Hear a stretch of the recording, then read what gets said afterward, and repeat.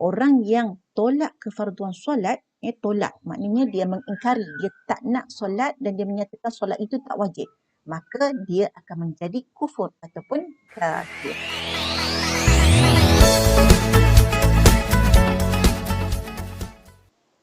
Assalamualaikum warahmatullahi wabarakatuh.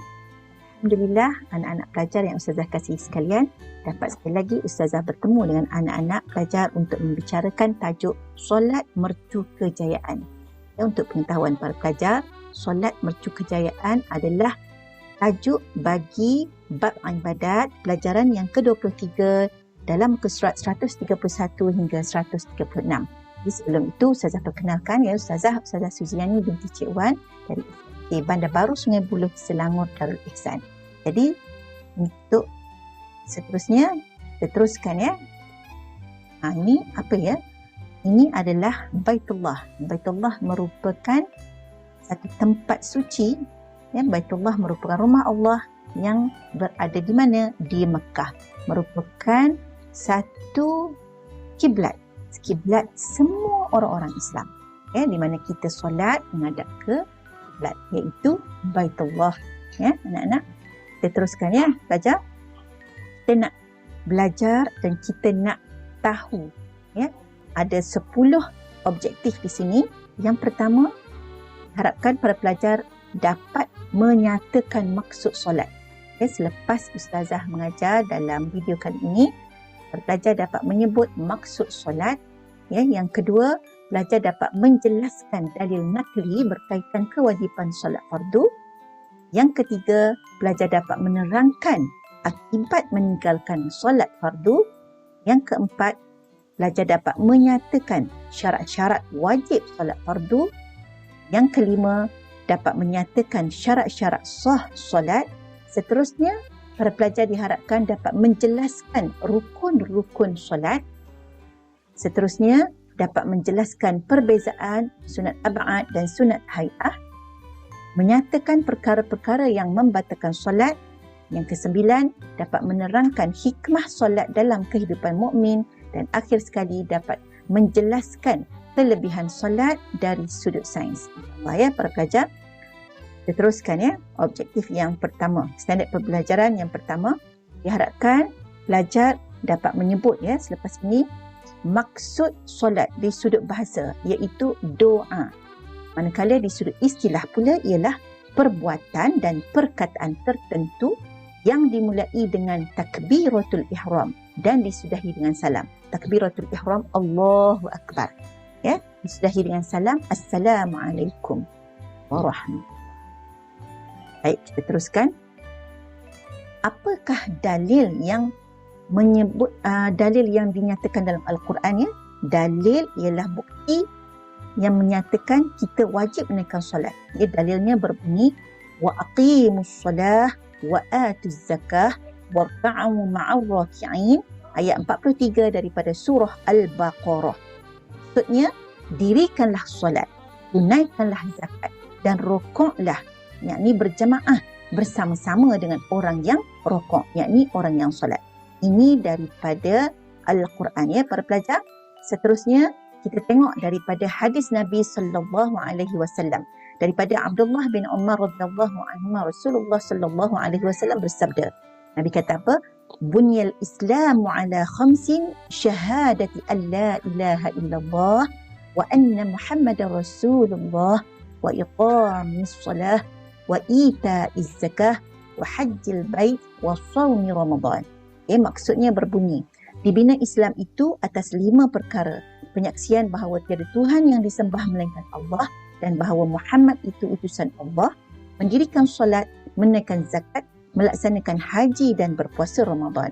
Riwayat Al-Bukhari dan Muslim. Jadi daripada 2 dalil ini membuktikan bahawa kita sebagai orang Islam wajib menunaikan solat. Seterusnya kita tengok pada 4.7.3 ya. Di mana akibat dinyatakan di sini, akibat ataupun perkara yang akan berlaku setelah seseorang itu meninggalkan solat fardu. Ya, pelajar akan dimasukkan ke neraka Saqar. Ini dalil daripada Al-Quran ya, di mana orang yang meninggalkan solat fardu akan dimasukkan ke neraka saqar. Ya. Seterusnya kita tengok ya. Orang yang tolak kefarduan solat, tolak maknanya dia mengingkari, dia tak nak solat dan dia menyatakan solat itu tak wajib, maka dia akan menjadi kufur ataupun kafir. Baik para pelajar, kita tengok pula syarat-syarat wajib solat ya, di mana syarat-syaratnya yang pertama ialah mestilah dia Islam, seorang Islam. Okey. Syarat yang kedua, dia adalah orang yang berakal. Dia tak gila, dia ada akal. Syarat yang ketiga pula, dia adalah seorang yang telah baligh, ya, telah cukup umur. Manakala syarat yang keempat, dia mestilah suci daripada haid, khusus untuk perempuan ya. Suci daripada haid dan nifas, khusus untuk orang perempuan. Itu syarat wajib solat. Kita tengok pula syarat-syarat sah solat. Apakah dia? Tengok ya. Syarat yang pertama untuk sah solat, yakni solat itu Allah terima. Kalau tadi syarat supaya di mana orang itu mesti mendirikan solat, apa perlu ada? Sekarang kita tengok pula syarat sah solat. Yang pertama, yakin masuk waktu solat. Mesti yakin waktu solat dah masuk, barulah solat. Yang kedua, suci daripada najis pada badan, pakaian dan tempat. Maknanya tidak ada najis pada diri dia, pada badan dia, pada pakaian dia dan juga tempat dia solat. Yang ketiga pula, para pelajar, kita mesti suci daripada hadas kecil dan hadas besar. Hadas kecil maknanya kita tak adalah ada najis dekat badan kita. Contohnya, najis maksudkannya ialah contoh dia buang air kecil. Manakala hadas besar, contoh dia dalam keadaan dia haid. Jadi dia hendaklah suci daripada kedua-dua keadaan ini. Yang keempat pula ialah dia solat dalam keadaan mesti menghadap kiblat. Tadi Ustazah dah tunjuk kiblat kita yang Baitullah, maka kita hendaklah menghadapkan dada kita ke arah kiblat. Manakala yang terakhir ialah hendaklah menutup aurat. Di mana kalau orang perempuan, auratnya hanyalah muka dan tangan. Manakala orang lelaki antara pusat hingga lutut. Jadi waktu solat, nak pastikan solat itu sah, hendaklah dia menutup aurat dia. Barulah solat dia Allah terima. Okey, kita terus kepada rukun solat. Apakah dia rukun solat? Rukun solat yakni perkara yang mesti ada dalam solat. Kalau tak ada, tak jadi. Yang pertama, kita tengok rukun qalbi. Untuk color merah ini adalah rukun qalbi. Yang kedua ialah rukun qauli. Manakala yang ketiga ialah rukun fi'li. Dia berbeza ya. Rukun qalbi ini adalah yang bersangkutan dengan hati. Manakala rukun qauli bersangkutan dengan percakapan lisan kita. Dan yang terakhir, rukun fi'li ialah perkara yang bersangkutan dengan berkenaan dengan perbuatan kita. Kita teruskan ya. Baik. Untuk rukun yang pertama, kita tengok rukun solat dia ada 13 perkara. Kita tengok rukun yang pertama ialah niat. Niat yang kalau merah ni, merah darah ni, ia adalah rukun qalbi. Berkaitan dengan hati. Yang kedua ialah rukun fi'li, berdiri bagi yang mampu. Ustazah buat secara turutan ya. Yang kedua berdiri bagi yang mampu. Yang ketiga ialah takbiratul ihram. Allahu akbar, sebutan lisan. Untuk yang merah darah tu adalah rukun qalbi, merah pink itu adalah untuk rukun fi'li, manakala yang biru awan nano tu adalah untuk rukun qauli. Baik, kita tengok pula rukun yang ketiga, membaca Al-Fatihah. Pastikan bacaan Fatihah kita jelas dan sempurna, betul ya. Yang kelima ialah rokok dan tamakninah. Rokok, kita rokok dan mesti ada tamakninah. Tamakninah bermaksud kita berhenti seketika sewaktu kita rokok. Berhenti sekejap. Dalam kadar kita baca subhanallah. Jangan terlalu laju sebab takut tidak ada tamakninah. Yang keenam pula ya para pelajar, i'tidal. Pun sama. Bangun daripada rokok mesti dalam keadaan ada tamakninah. Perkara yang ketujuh pula, sujud. Kita sujud, kita mesti ada tamakninah. Perkara yang ke-8, duduk antara dua sujud juga mesti ada tamakninah. Yang ke-9 pula, duduk ketika membaca tahiyat akhir. Maksudnya dalam keadaan kita duduk. Ya, bukan dalam keadaan selain daripada duduk. Ya, melainkan orang tu tak boleh duduk. Yang ni dia sakit. Ya, kita teruskan. Okay, yang ke-9 tadi duduk ketika membaca tahiyat akhir. Yang ke-10 kita membaca, melafazkan rukun qauli. Yang sebelum ni rukun fi'li. Sekarang masuk rukun qauli, membaca tahiyat akhir. Dan juga yang ke-11 kita berselawat kepada Nabi sallallahu alaihi wasallam. Itu adalah tahiyat akhir. Allahumma shalli ala sayyidina Muhammad. Kemudian wa ala ali sayyidina Muhammad tu dah jadi perkara sunat dah. Dan yang ke-12 kita memberi salam yang pertama. Kita palingkan muka. Assalamualaikum warahmatullahi. Salam yang pertama itu adalah rukun. Assalamualaikum warahmatullahi. Salam yang kedua itu adalah sunat. Dan yang terakhir, ia dari 13 semua ya. Yang ke-13 ialah tertib. Apa maksud tertib? Maksudnya ikut susunan. Ya, rukun pertama sehinggalah rukun ke-12 mesti ikut susunan. Baik. Okay, para pelajar. Kita teruskan ya. Setelah kita belajar tadi rukun, kita pelajari pula berkenaan dengan perkara-perkara sunat. Ya. Sunat yang mula-mula sekali dia ada dua ya. Satu sunat hai'ah yang akan Ustazah baca. Apakah dia sunat hai'ah? Antaranya perkara-perkara sunat hai'ah dalam solat. Yang pertama kita mengangkat tangan. Angkat tangan. Allahu Akbar. Perbuatan kita angkat tangan itu adalah sunat hai'ah. Bila? Sewaktu takbiratul ihram, sewaktu kita rokok, sewaktu kita i'tidal dan juga kita bangkit daripada tahiyat awal. Itu dikenali sebagai sunat hai'ah yang pertama. Sunat hai'ah yang kedua, kita meletakkan tangan kanan di atas belakang tangan kiri ketika berdiri. Ini ketika kita qiyam. Kita letakkan tangan kita begini. Bahagian pusat kita. Sama ada atas pusat ataupun di bawah dada sikit. Perbuatan letak itu adalah sunat hai'ah.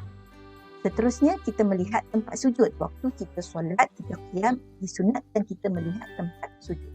Mata kita tengok tempat sujud. Jangan tengok depan, tak boleh. Tak adalah sampai menjejaskan solat sebab dia perkara sunat, tapi kalau kita buat dapat pahala. Yang keempat, kita membaca doa iftitah bila selepas takbiratul ihram. Macam mana bunyi? Allahu Akbar kabira sehingga akhir. Baik, seterusnya kita membaca isti'azah sebelum membaca surah Al-Fatihah. Apa maksud isti'azah? Bagaimanakah rupa bunyi isti'azah? A'udzu billahi minasyaitonir rajim. Itu adalah isti'azah. Disunatkan untuk kita baca bila sewaktu sebelum membaca surah Al-Fatihah. Seterusnya kita menyebut amin selepas kita membaca surah Al-Fatihah. Ya, selesai Al-Fatihah kita sebut amin. Kemudian kita membaca secara kuat. Kuat ni dalam bahasa Arab dipanggil jahar. Ya, dan secara perlahan ni sir pada tempat-tempat tertentu. Ada tempat-tempat khusus kita baca kuat, ada tempat-tempat tertentu kita baca perlahan. Contoh bila imam dia baca surah, baca surah pada rakaat pertama, rakaat kedua dalam solat maghrib atau solat isyak, contohnya bacaan itu hendaklah kuat. Ya, baik. Ni di sini Ustazah ingatkan ya, untuk sunat hai'ah ini jika tertinggal kita tidak perlu sujud sahwi. Sekejap lagi Ustazah akan terangkan maksud sujud sahwi.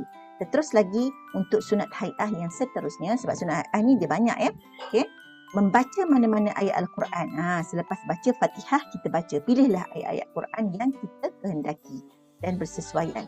Kemudian membaca tasbih ketika rokok dan sujud. Ketika rokok subhana rabbiyal azimi wa bihamdi 3 kali. Sujud subhana rabbiyal a'lami, subhana rabbiyal a'la wa bihamdi. Ya. Kemudian meletakkan kedua-dua tangan di atas paha. Kita duduk tahiyat awal dan akhir. Tangan kita ni letak di atas paha kita. Itu juga adalah sunat hai'ah. Duduk tawarruk ketika tahiyat akhir dan duduk iftirash pada tempat selainnya. Kejap lagi Ustazah akan terangkan apa maksud duduk tawarruk, apa maksud duduk iftirash. Ya. Bila kita baca tawarruk ketika tahiyat akhir dan ketika iftirash, duduk iftirash ketika selain daripada tahiyat akhir. Contoh ketika duduk antara dua sujud. Kemudian bacaan selawat Ibrahimiyah. Ya, selawat Ibrahimiyah ni kita baca sewaktu bacaan tahiyat akhir. Ya. Kemudian berpaling ke kanan ketika memberi salam pertama. Itu juga merupakan sunat hai'ah. Dan akhir sekali memberi salam yang kedua. Ya. Jadi semua sunat hai'ah, perbuatan sunat hai'ah jika tertinggal tidak perlu sujud sahwi. Baik ya, kita teruskan. Ini tentang duduk kedudukan, iaitu nama dia duduk iftirash dan juga duduk tawarruk. Ini adalah duduk iftirash. Ya, duduk iftirash bila selain daripada tahiyat akhir, di mana kita letakkan punggung kita semasa kita duduk, kedudukan dia, kita duduk di atas kaki kiri dan kaki kanan jika mampu bengkokkan di sini. Itu duduk iftirash. Ya. Kemudian kita tengok pula duduk tawarruk. Bila mana kita duduk tawarruk, pastikan punggung ni diletakkan di atas sejadah. Ya. Kaki kita di sini dilipatkan, kaki kanan dilipatkan, kaki kiri berada di bawah kaki kanan. Ini adalah duduk tawarruk. Bila kita buat kedudukan duduk tawarruk, iaitu ketika tahiyat akhir. Ya, para pelajar, tahiyat akhir. Baik, kita teruskan kepada sunat ab'ad. Ya, untuk sunat ab'ad ini, kita tengok apakah dia. Yang pertama, duduk tahiyat awal. Yang kedua, membaca tahiyat awal. Tahiyat awal kita baca tu sebenarnya dinamakan sebagai sunat ab'ad. Okay. Yang ketiga, selawat kepada Nabi selepas tahiyat awal. Ya, kita baca tahiyat awal sewaktu rakaat yang kedua, kita baca selawat kepada Nabi, itu adalah sunat ab'ad. Manakala yang keempat, kita membaca selawat kepada keluarga Nabi selepas tahiyat akhir. Kalau kita dalam keadaan kita nak cepat, contoh kita sakit perut, mau ke toilet, kita tak sempat baca tahiyat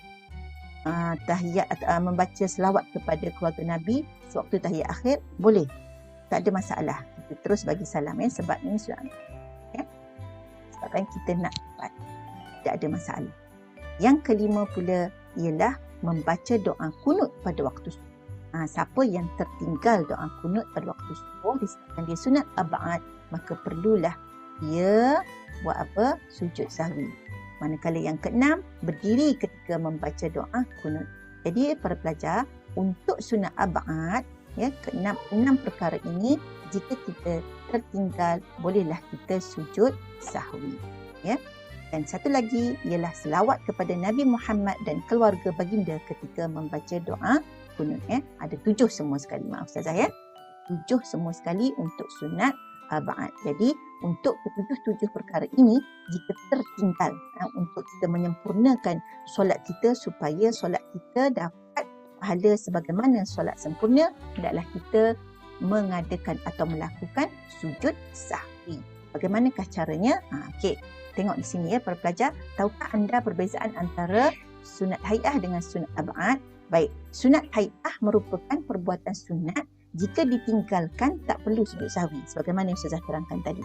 Manakala sunat ab'ad pula ialah perbuatan sunat jika ditinggalkan tidak batalkan solat, tapi adalah lebih bagus kita ganti dengan sujud sahwi sebelum salam. Macam mana ya cara untuk kita mengadakan sujud sahwi? Ini dia. Sujud sahwi ialah sujud yang dilakukan untuk menampung kekurangan dalam solat yang berlaku sama ada secara sengaja atau terlupa. Di mana sebelum kita bagi salam, selepas kita tahiyat akhir, sebelum bagi salam, sebab tadi kita terlupa baca kunut, kita sedang, contoh kita sedang solat subuh, kita lupa baca kunut, jadi sebelum bagi salam kita sujud, sujud, kita baca subhanaman la yanam wa la yashu, maksudnya maha suci Tuhanku yang maha tinggi. Baca 3 kali, kemudian kita duduk antara 2 sujud, bacalah rabbighfirli ila akhir. Kemudian sujud lagi sekali, baca lagi sekali subhanaman la yanam wa la yashu, maksudnya maha suci Tuhanku yang maha tinggi. Kemudian kita duduk balik semula dalam kedudukan duduk tahiyat akhir, duduk tawarruk, kemudian kita bagi salam. Itu cara sujud sah. Okay? Baik ya, kita teruskan. Apakah pula perkara yang membatalkan solat? Di sini Ustazah terangkan. Pertama, berhadas sebelum salam yang pertama. Contoh berhadas ni maksudnya dia terkentut ke, jadi dia maksudnya bila kata berhadas sebelum salam yang pertama ni, dia dah wuduk dia dah terbatal. Bila kita berhadas sebelum salam yang pertama. Yang kedua, kita bercakap dengan sengaja walaupun sedikit. Contoh kita terkeluar perkataan. Contoh macam tu. Jadi seolah-olah kita bercakap, 2 perkataan itu memberi erti. Jadi batal solat. Perkara yang ketiga, meninggalkan satu daripada rukun solat. Contoh dia terlupa untuk rokok. Dia terus daripada qiyam terus rokok, terus sujud. Jadi terlupa rokok ataupun dia juga terlupa untuk i'tidal. Jadi batal solat. Perkara yang keempat, dia hilang ingatan. Contoh dia gila, hitam ataupun dia mabuk. Maksudnya tidak ada akal.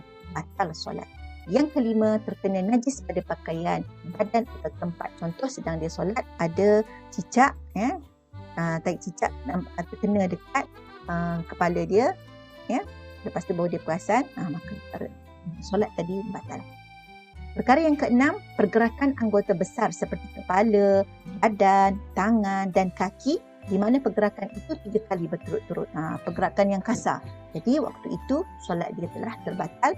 Barulah dia angkat takbir solat semula. Baik, kita teruskan perkara yang membatalkan solat yang seterusnya, iaitu yang ketujuh, berdehem. Dia bunyi ahem ataupun ketawa mengilai. Dia gelak. Menangis kuat ataupun dia menangis teresak-esak. Mengerang kesakitan atau dia menghembus dengan mulut atau hidung jika zahir bunyi dia 2 huruf atau 1 huruf yang dapat difahami, maka batallah solat. Contoh menghembus dengan mulut atau hidung ni, dia bunyikan pada mulut dia. Zahir dia bunyi macam 2 huruf ataupun 1 huruf, maka batallah solat dia. Perkara yang ke-8, makan atau minum. Dia makan atau minum. Contoh ada lagi lah makanan dalam mulut dia, dekat celah gigi, dia telan. Dia tahu perbuatan membatalkan solat, dia telan dengan sengaja, batal solat. Yang ke-9 ialah murtad. Murtad ialah dia keluar daripada Islam. Manakala yang ke-10, berpaling dada dari arah kiblat. Maksudnya dada yang sepatutnya menghadap Baitullah, dengan secara sengaja dia palingkan walaupun sikit, maka boleh menyebabkan batal solat. Yang ke-11, terbuka aurat dengan sengaja. Contoh angin datang, itu dia punya telekung dia terbuka dan dia nampak memang ada aurat dia sengaja biar je, maka batal solat.